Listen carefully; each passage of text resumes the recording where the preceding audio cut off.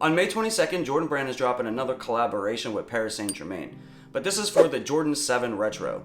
Now, as we saw a couple of weeks back with the Jordan 7 Flint, that sat on shelves and in some cases is still available at some retailers and in store. So even though these PSGs do tend to do pretty well most of the time, is this sneaker going to sit or is it going to sell out?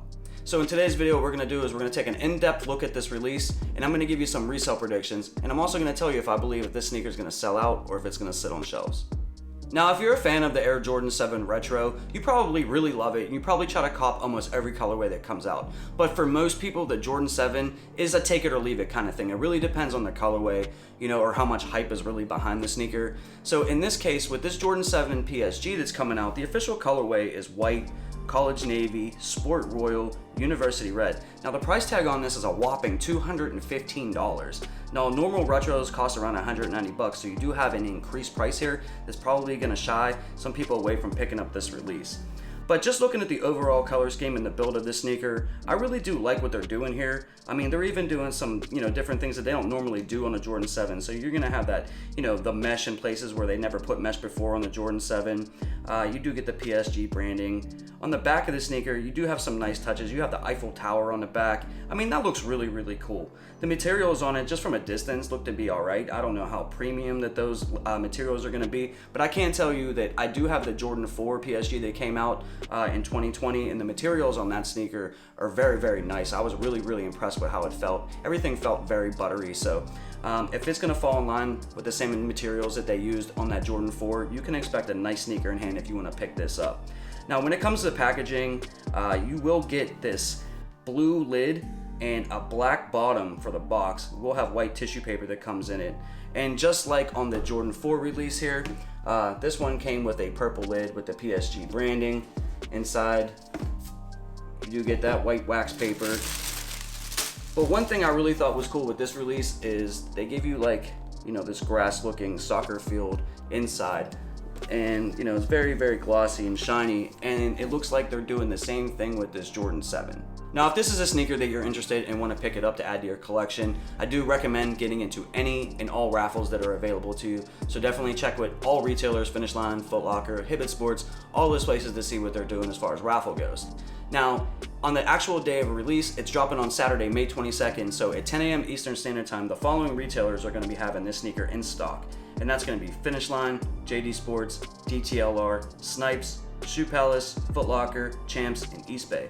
And then obviously it's going to be available on the Nike Sneakers app, which in my opinion gives you the best chance to cop this sneaker. They normally have the highest amount of stock numbers, and even though you'll take an L most of the time when it comes to the Sneakers app, I do believe that this sneaker will be an easier cop. Now, it's not going to just be, the easiest cop in the world or anything like that, but I do think with the Jordan 7 Flint sitting and the increased price of the sneaker, even though it's a collaboration, I do think a lot of resellers are probably going to shy away from this sneaker because they don't want to get bricks. Now, in my opinion, I do believe that this sneaker will sell out probably in the first 10 minutes. You know what I mean? This isn't something that everybody's going to be going after. There's been so many releases lately that, not everybody can go after everything. And normally when it comes to a Jordan 7, most people do shy away from them. So I believe that you have a great chance to cop this sneaker. If you just put in a little bit of effort, a little bit of footwork, I think this is going to be one of the easier releases to cop in probably a while.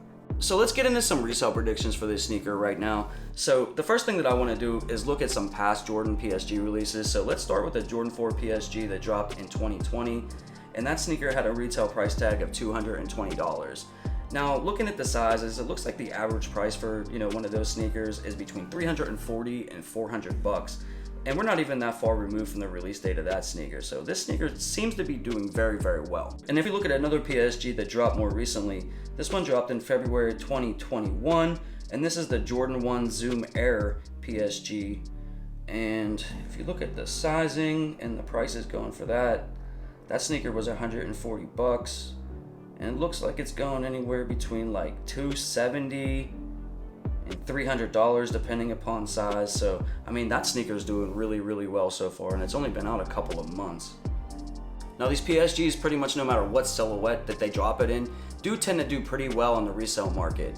So, I do think that the Jordan 7 that's about to drop is probably going to be worth, $100 more than retail over the next 6 to 12 months. Now, is it worth it for you to hold it for that long? I can't really answer that for you. If you can afford to hold them, they may even go up higher than that, you know what I mean? But, you know, if you really can't afford it financially to have your money tied up for that long, you probably want to sell the sneaker, you know, sooner than just holding it for a long time. So my personal assessment is if you're looking to pick this up to wear it, I do think that this is a nice sneaker. I do think that if you actually get it and get it in hand, I do think that you will like it. If you're looking to resell this sneaker, you know, this is a long-term hold in my opinion.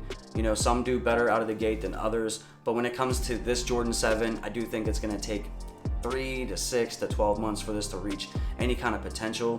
So, you know, I don't know. I don't really think that this is a great long-term hold, but, you know, if you're looking for an investment, you know, I do think that these will be available, and I think they will be attainable. So, you know, personally, you know, I would love to have this sneaker in my collection. Is it something that I definitely have to have? It's not, you know what I mean? But I will be going for the sneaker if I'm lucky enough to hit. Great. You know, if I'm not, I probably won't go out on a resale market just to add it to my collection.